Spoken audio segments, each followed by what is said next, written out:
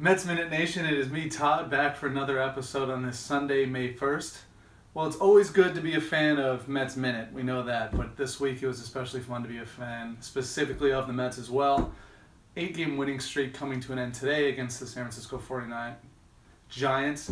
And Madison Bumgarner, they're irrelevant, it doesn't matter. We beat them 2 out of 3, and that's what's important. Bumgarner's a great pitcher, so we can get over that. A lot of fun things to pick out this week in terms of things to be impressed about, things to be hopeful for the season. Michael Conforto, I want to start with him. Doubles in 8 straight games. He's hitting it to all fields. And his confidence is as high as mine was week 1 when we hit 50 views on Mets Minute. Let's just say it's sky high, okay, guys? He's showing that he's a true professional, and I really look forward to seeing what he can do this year. Another thing to pick out, obviously the 12-run inning against those lowly Giants on Friday night.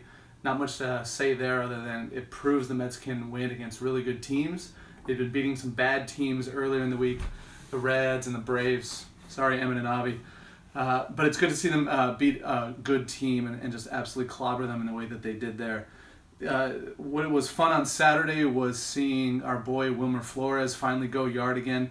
Interesting fact, I'm sure Mets Minute Nation knows this, but the last time Flores hit a homer was that end of April night when he was crying on the field. He thought he had been traded, and then he hit a homer 2 nights later and saved the day and was puffing his chest and showed just how much he wanted to be with the Mets. And it was his turning point for the Mets when they realized that they actually were a good team and that it was time to invest. And they went out and got Cespedes that same week, and the rest was history last year.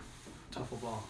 So that was fun to see, and it's just fun to see that manifest itself again this year, where the team is taking itself very seriously. They realize the time to win is now, and it's been really fun to see all the investments they made in the offseason, a lot of which we didn't foresee them doing in the first place, like a Neil Walker acquisition or a Cabrera acquisition. I'm not even going to call him Astrobo anymore because he's been doing so well.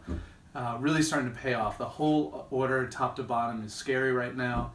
And it's going to be fun to see what they do the rest of the year. They are relying a lot on the long ball at the moment. That's scary in case you stop hitting them, but it's fun to have a lot of power too. Last part I'll say is unfortunate to see d'Arnaud go down with another kind of freak injury, this one to his lat. He's been very injury prone his entire career, and I'm just glad that we have Plawecki on the team player up and as a really solid backup. So a lot of fun this past week, 8 straight wins. We start another week against, I believe, San Diego and the Braves, so more mediocrity, and it's looking forward to see what we could do against them.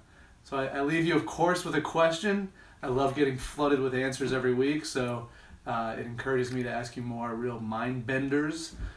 This one, since I talked about Conforto at the beginning of the episode, my question to you is, to me, he reminds me a lot of a young David Wright in terms of his kind of immediate leadership qualities, even if they're not fully fledged out yet.